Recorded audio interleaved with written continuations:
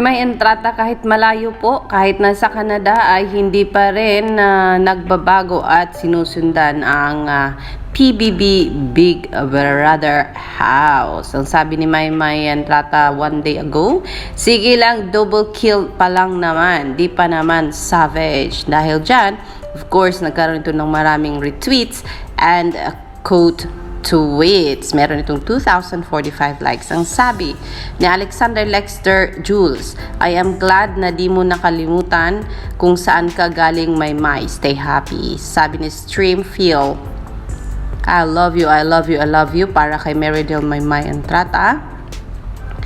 With all the beautiful clip in here. Ang galing naman ni Stream Phil. Ang ganda ng pagkagawa niya ng video. I think gagamitin ko yan. Oh, we missed Meridel.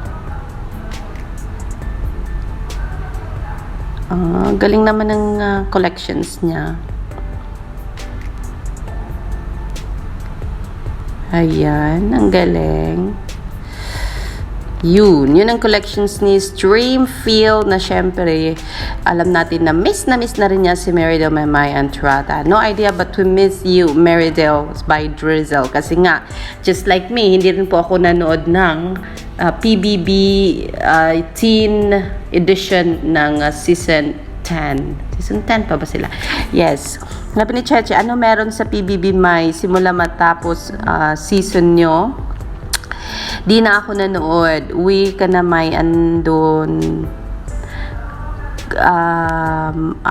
May hinanda daw siyang tuyo at nilagang saging naman ni Balang. Sarap yun. Pangtanggal umay sa mga kinain mo dyan. Ayan, sabi ni Cheche.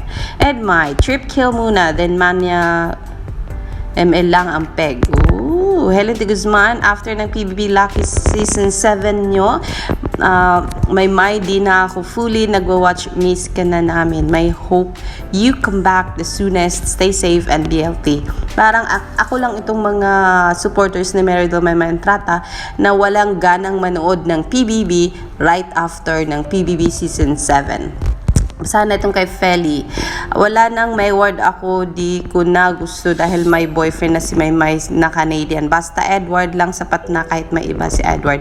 Okay na kasi mayroon din si Maymay. Ayun, sabi ni Feli G. Abidin. So tanggap niya na may boyfriend si Maymay at may girlfriend si Edward. Pero ako, syempre, si Alexander, ayaw ko munang tanggapin. Kasi may pag-asa pa rin ako na meron pa rin nangyayari behind the cameras, behind the cell phone screens, and that there's still hope. So I'm still hoping na one day lalabas din ang katotohanan. Pero kung syempre hindi naman tayo close-minded person na kung meron ngang totoong kasintahan na nga talaga yan ni Maymay at kasintahan na rin talaga ni Edward yung sino man yun, okay lang din naman sa akin. Maymay gang. So we baby girl inday kasi hindi na ako makarelate kasi yung season nyo lang gusto kahit paulit-ulit. So marami talaga nag-express ng pagkadisgusto na manood ng PBB after ng season 7 kasi yun lang din ang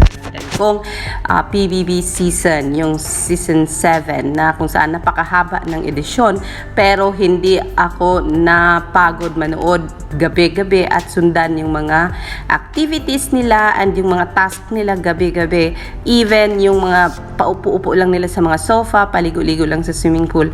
Talagang yun, pinaka-treasure ko yun kasi enjoy na enjoy ako. But then yes, Meridel Maymay Entrata, ikaw ay hindi nakakalimot at naroon pa rin yung loyalty mo sa PBB. Yan lang ang update natin. Alexander Lex the Jewel. See you later mga kamay.